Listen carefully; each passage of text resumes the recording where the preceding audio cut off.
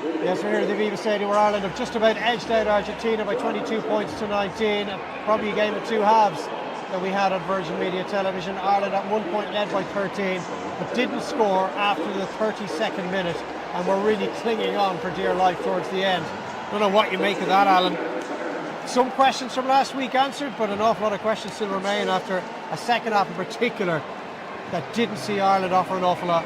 Yeah, it was a game of two halves, wasn't it? And Ireland, I thought, were really good at times in the first half. Their endeavour, their intent, they still had some mistakes, of course, some turnovers, but they looked like they were really on it in that first half, and could have got a couple more tries, but what a reaction from Argentina in the second half. Ireland couldn't cope.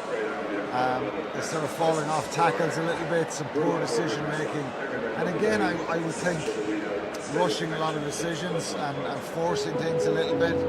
So look, the most important thing is they won the game, and I think that was vital. You know, they're hanging on at the end there when, I suppose, the first 20 minutes of that second half they had under a lot of pressure, and Juan Cruz Malia scores a great try. But Ireland's defence was poor tonight. 31 missed tackles, 13 penalties again. It's much too high to be comfortable, and what we've seen from this team in the last few years is by and large been quite really good at controlling the tempo of games, and they did that in the first half really well. They played in the right areas, but you know, it was a tough period from that second half. And look, I thought Argentina were outstanding, and they can do that, and even the way they defended, they made it so difficult for Ireland to try and build any pressure in that second half. They fixed their defence, so we saw Felipe Cantavoni at half time, and he was quite animated, so they got a great reaction. And Ireland just couldn't get control, and as I said then, some bad decisions right across the board. It nearly cost them in the end. Now, they showed a lot of character, because 20 minutes of that second half was complete dominance from Argentina. They scored 10 points, Ireland didn't look like scoring, and then for the second 20 minutes, you know, Joe McCarthy's in the bin, and from about 60 onwards they reacted, and they played a lot better, and they played a lot down in Argentina's, you know, in Argentina's half, in their 22, but couldn't get that score, and couldn't figure out a way of identifying space like they did so well in the first half. So I'm sure they'll be very frustrated. It looked, you know, the reaction was very flat. It was relief at the end, but the most important thing is a win. And again, we shouldn't underestimate Argentina. There was a lot of concern coming in about what they could do here, and they sensed it. So credit to Ireland for hanging on and showing that character in the second half. But if they could have replicated some of what they did in the first half, they would have been in a much more comfortable position. How concerned should the Irish coaching team be by how ragged things became in the second half, how inaccurate they became, their decision making again, poor kicks, some poor passes, some poor set piece, some really, you know, head scratching penalties? Yeah, I think what would concern them the most is the discipline, which was something the team were really good at the last few years. And okay, some of them are marginal calls. You know, there's one at the end there, Carreras, they win the penalty when Jamie Osborne makes a break. That's not one that's bad discipline. It's inaccurate, maybe in their support line and that. But I think the concern is some of the decision making, the errors again, rushing things.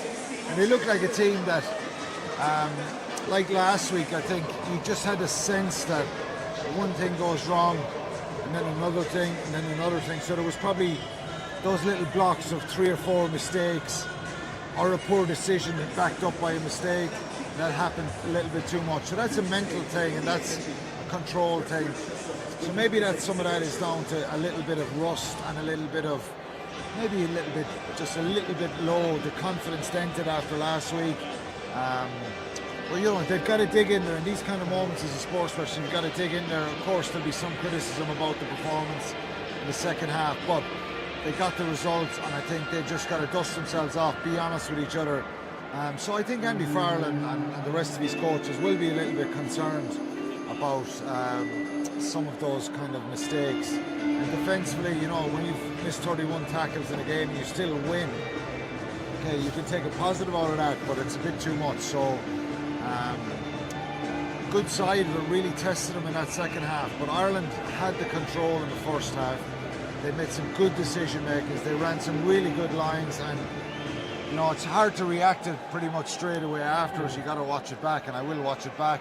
Well, look, it's been a really negative week. They lost control in the second half. Let's finish with a couple of positives. Cian Healy's come off the bench to win his 133rd cap. He's joined Brian O'Driscoll at the top of the record books. And a really impressive 17-18 minute cameo for Sam Prendergast coming in, making his international debut at the age of 21 and showing confidence, poise, a lot of lovely touches. Yeah, he looked really comfortable and didn't look overawed, and some really good connections, lines of running that he put in. So that's a really big positive. Thomas Clarkson as well coming on. And they came on in difficult circumstances. It wasn't as if they were coming on with a team. This wasn't an armchair ride. 10 to 15 points up, who had control. So, yeah, they're the big positives. And Andy Farrell is honest. I think I'd be amazed if he wasn't frustrated in his interviews. And even, you know, he's always honest and he's appraisal. So he'd be disappointed, the team will. But overall, the most important thing is the result that they won. Could have easily lost that, or it could have easily been a draw. Argentina didn't go for it. They knocked the ball on at the end. So you've got to try and take the positives, be honest with yourself. And, you know, the second half wasn't good enough. A lot of that was down to Argentina being really on it and really aggressive. And I think they set the standard for themselves with the energy they brought out straight away after half time. And their work rate was through the roof. And then they just put bodies in the line. So Ireland couldn't get over the gain line. So it's very hard as a good attacking team to try and get your flow going when you're behind the gain line most of that second half. So difficult moment for them, but you know, I'm sure they'll look at that, and they've got to try and build on it now and say, look, okay, it's a win. Sometimes you got to put those ones behind you. But Argentina are a good side, and they're a very dangerous side. They're an inconsistent side, which we knew coming into the game, because you know they went to New Zealand, they had a brilliant win in their first rugby championship game in New Zealand, then they shipped 40 points the week after. They'll be disappointed with that first half, and they'll feel it's one that got away from them. But yeah, for Ireland, some questions there, but I wouldn't be overly concerned. I think they can be better. But yeah, it was a kind of a flat finish to it. Well, they've got chances to improve. Still Fiji and Australia to come, both those games. Over the next 2 Saturdays will be live on Virgin Media Television. Ireland have avoided losing back-to-back home games for the first time since Joe Schmidt had just taken charge all the way back in the autumn of 2013. Well, they won by 3 tonight, 22 points to 19, but it was a close one.